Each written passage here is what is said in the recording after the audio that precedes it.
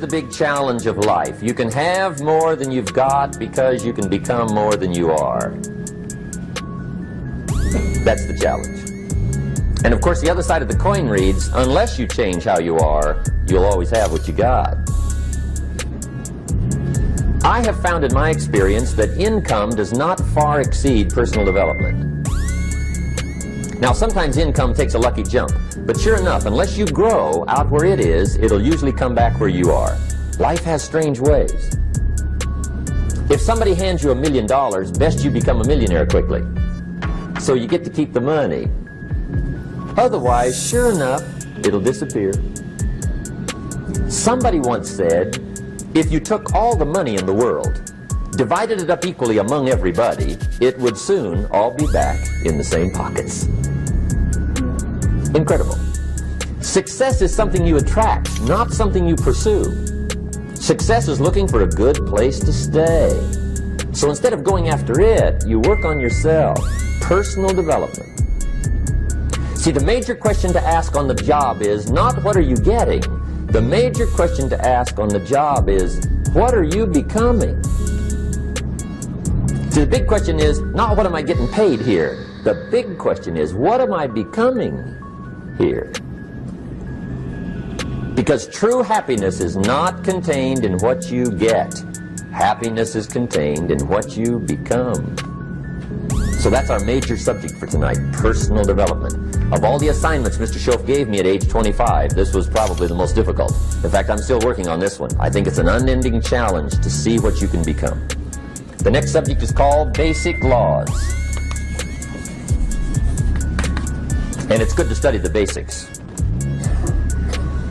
And I call these basics primarily because they come from the Bible. Now, I'm not a theologian or a minister, and that'll be apparent. But Mr. Schoaf taught me that the Bible was a good textbook for ideas and stories and success equations, how to live the better life. I found out that was true. He also taught me that the Bible is as practical as it is spiritual, and I found out that's true. If you look at your bank account and your income and you're not happy, there are several places in the Bible to check to see what the heck's wrong, so you can make the changes. And we're going to cover some of those tonight, called basics. Okay. The next subject is my favorite, setting goals. Mr. Schoaf taught me how to set goals. What a favor that was. One morning at breakfast, shortly after I met him, he said, Jim, let me see your current list of goals, and let's go over them and talk about them. He said, maybe that's the best way I can help you get a better direction started. And I said, I don't have a list. He said, well, is it out in the car or home somewhere? I said, no, sir. I don't have a list anywhere. He said, well, young man, that's where we got to start. He said, I can tell you right now, if you don't have a list of your goals with you, he said, I can guess your bank balance within a few $100s. Which he did. And that got my attention. I said, you mean my bank balance would change if I had a list of goals? He said, drastically. That day I became a willing student how to set goals. And sure enough, learning how to set goals changed my life. And I often wondered why no one had ever taught me how to set goals up until age 25. I went to high school, but if they offered it, I missed it. I went to college for a year, never heard it. I worked for Sears. Really? And to my knowledge, Sears never taught it. Right? How to set goals. So here I am, age 25, married, my family's starting, I've been to college, I'm working, and I still don't know how to set goals. But fortunately, when I was 25, I met the man who taught me how, and it revolutionized my whole life. Economically, socially, personally, it's incredible. So I want to share with you tonight what Mr. Schoaf shared with me, how to set goals. It can be a life changer. Okay, the next subject is the negative part of the seminar. Life is part negative, so we got to talk about the negative. And this subject is called diseases of attitude.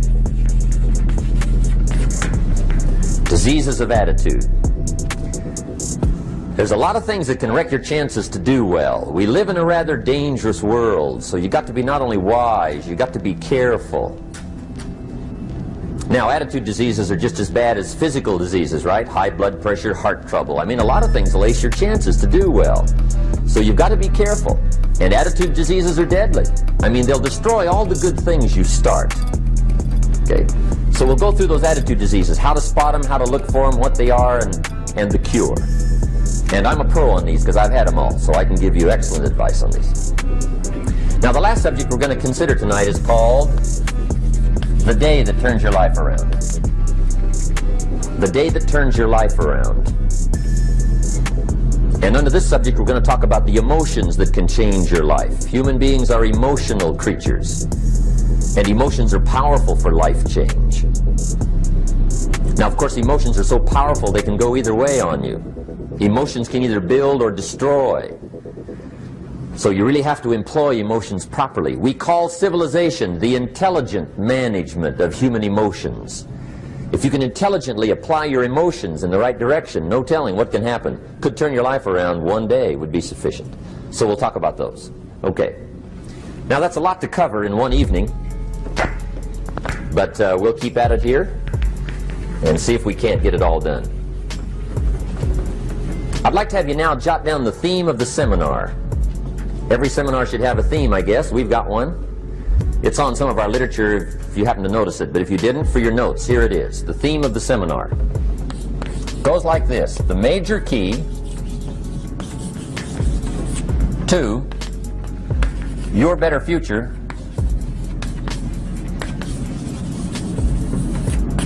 is you. That's the theme of our seminar tonight. The major key to your better future is you.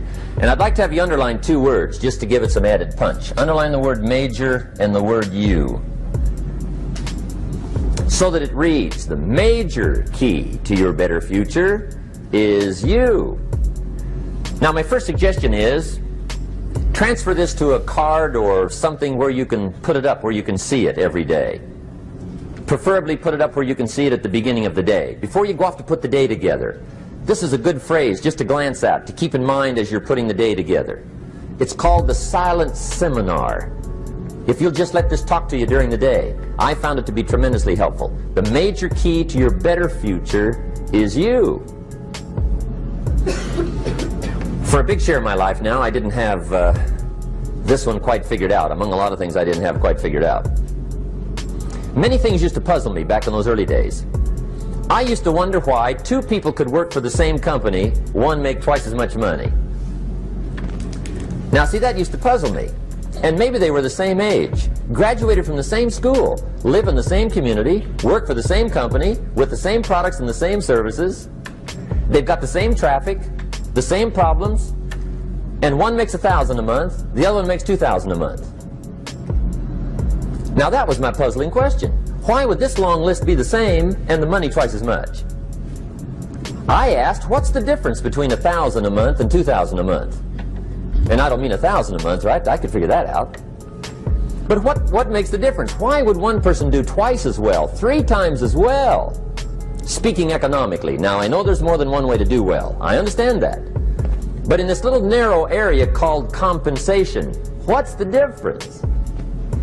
Well, back then, with my faulty thinking, I'm trying to reason it out. I thought, well, maybe time makes some of the difference, right? Some people do better because they have more time. I used to say, Harold ought to be able to do well. He's got a lot of time. If I had all of Harold's time, I could do well. Now, that's got to be dumb, right? Number one, you can't get somebody else's time. A guy says to me one time, he says, you know, if I had some extra time, I could make some extra money. I said, then forget it. There isn't any extra time. Hey, when the clock strikes 12 midnight, that about wraps it up, right? I mean, you can look around the gongs there for a little more, but it's over. You say to the guy, what are you doing? He says, I'm looking for extra time. See, they'll come and take you away, right? There isn't any more time. Now, if you can't get more time, which you can't, what could you get more of that would make a difference in economic results? And here's the key word. Make it a part of your notes. We're going to consider it tonight. The word is value. And I have a little phrase for your notes. Value makes the difference in results. Value makes the difference. You can't get more time, but you can create more value. Now here's the first lesson of economics. Everybody should learn it from the time they're old enough to understand what a dollar means, how to earn one, how to get one, how to keep one, what to do with it. First lesson of economics. We primarily get paid for value. That's lesson one. Bringing value to the marketplace, that's how you get paid. You don't get paid for the time. I know it takes time to bring value to the marketplace, but you get paid for the value, not the time. Now, since that's true, here's one of the key questions of the evening. Is it possible to become twice as valuable at the marketplace and make twice as much money in the same time? Could you become 3 times as valuable? Make 3 times as much money in the same time? Is that possible? The answer is yes, if. And it's always if, right? Life is known as the big if. Harry Truman once said, life is iffy. How true. And here's the big if we're going to consider it tonight. It's possible to do much better at the marketplace if you go to work primarily on yourself. And that's the theme of our seminar tonight. Learning to work primarily on yourself. People have asked me for the last 24 years, how do you develop an above average income? And the answer is, become an above average person. Develop an above average handshake. Some people want to be successful, they don't even work on their handshake. As easy as that would be to start on. They let it slide, they don't understand. Develop an above average smile. Develop an above average excitement. Develop an above average interest in other people. Develop an above average intensity to win. See, that'll change everything. Probably one of the most frustrating experiences in life is looking for an above average job with above average pay without becoming an above average person. It's called frustration.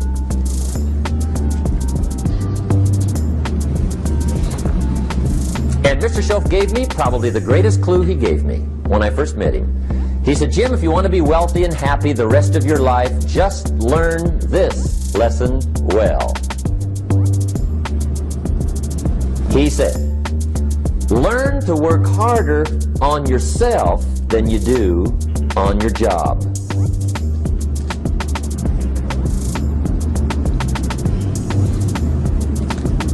Then Mr. Schoaf gave me probably one of the most important clues among so many things he taught me, but this was in those early days.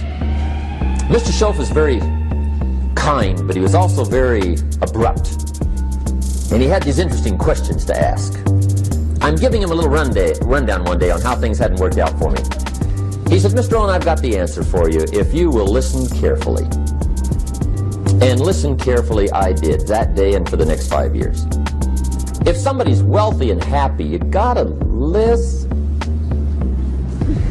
He said, Jim, I've only known you a short time. But he said, it's already my honest opinion that for things to change for you, you've got to change. That wasn't quite the answer I was looking for. But that's the answer he gave me, and I pass it along to you on this warm summer evening in Anaheim, California, 1981. For things to change for you, you've got to change. Otherwise, it isn't going to change. Before I met Mr. Schoaf, I used to say, I sure hope things will change. Right? That seemed to be my only hope. If it isn't going to change, I'm in serious trouble. And then I discovered it isn't going to change, so I'm in serious trouble.